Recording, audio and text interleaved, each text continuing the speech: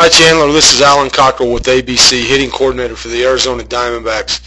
I'm going to run your video through a couple of times, and we'll take a look at what I see. I see, you finish under good balance.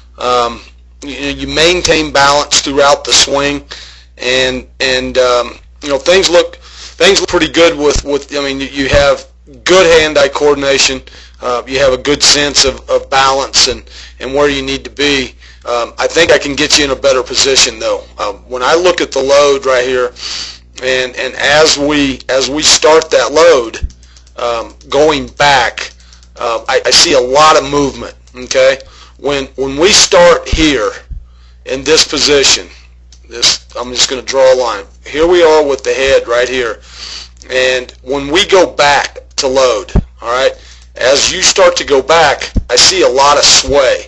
I see a lot of sway going in this direction, going back over your backside. This knee, we don't want that knee to get outside or on top of that back foot. And when I see this load, I see a lot of movement going back. Okay, and I see now, you get the foot down early, guy. You're down in this position right here. But I see that this head is sitting on the back leg, and what I want to see is in this particular position, when we're loaded, that foot gets down, I want to see equal bend in both knees right here, okay, and I want to be able to see the knees inside that inside of our feet. All right, now I see a little more bend in the back knee than I do the front knee, and when that takes place, generally what we do is we tend to spin on that back leg, or we have a tendency to push up and off of that back leg. So we just need to get into a little bit better attacking position. I see that your hips are square, your shoulders are pretty square, the hands are shoulder height, which is good. They're separated, they're over the back knee, behind the back knee. All of that looks very, very good. The only thing that I see is this head is sitting back here on this back leg. So we want to try to, when we get into a loaded position with our foot down, we want to have good equal bend in both knees. Okay?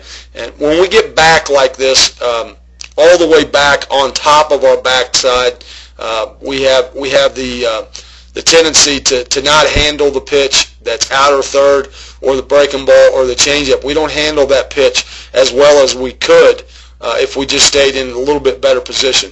Okay, I see that in this type of load, your weight is probably on top of this back leg, and when we load, basically what we want to do is we want to load back into the back leg and not on top of the back leg. So I think that alone will help you just eliminate the sway in your load. So when your foot gets down, we're in a better position to attack and cover all the locations in the strike zone.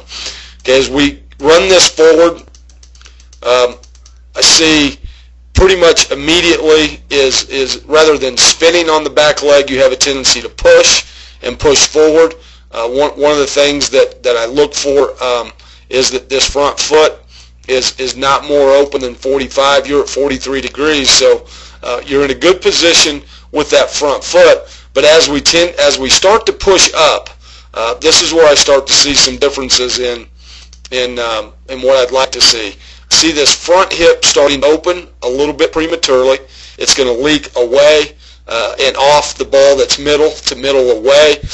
I also see this back knee working around the front leg instead of seeing this back knee transfer weight from inside, transfer to the front leg. Okay, we don't want to spin that back knee. We want to drive that back knee into the front side.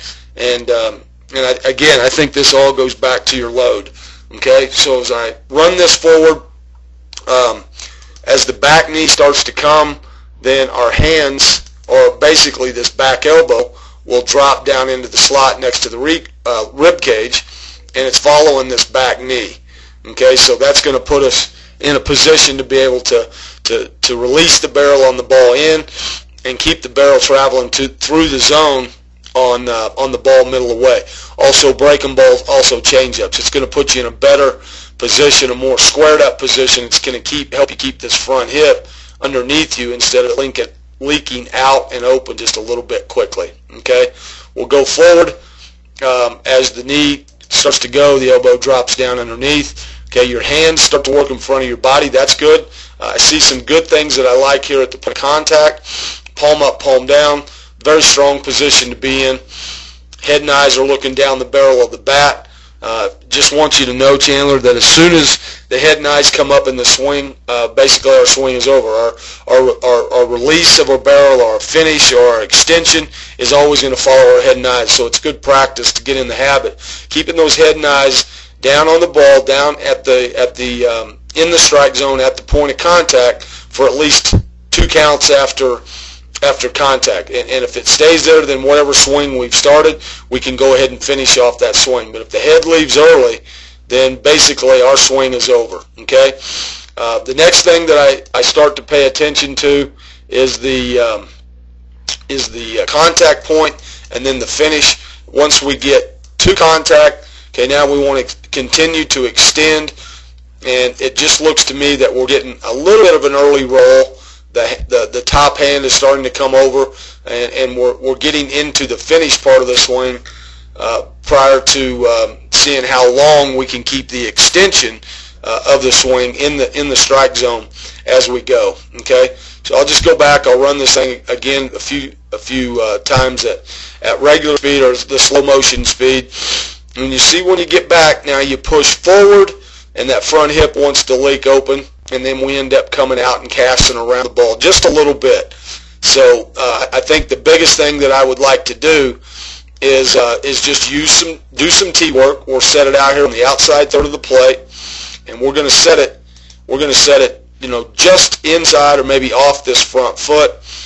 But again, it's outer third, and it's a pitch that if I start to push forward and then start to spin open, it's not a pitch that I can stay on and hit through the right side of the field. So what I'd like to see you do is when you load, we're going to load into the back leg, not on top of the back leg, and we're going to make sure that when that foot lands, that I've got equal bend in both knees, and I'm not still sitting on that back leg. Okay. If we can get into a good attacking position again with both knees, we've got equal bend right here in both knees. We have the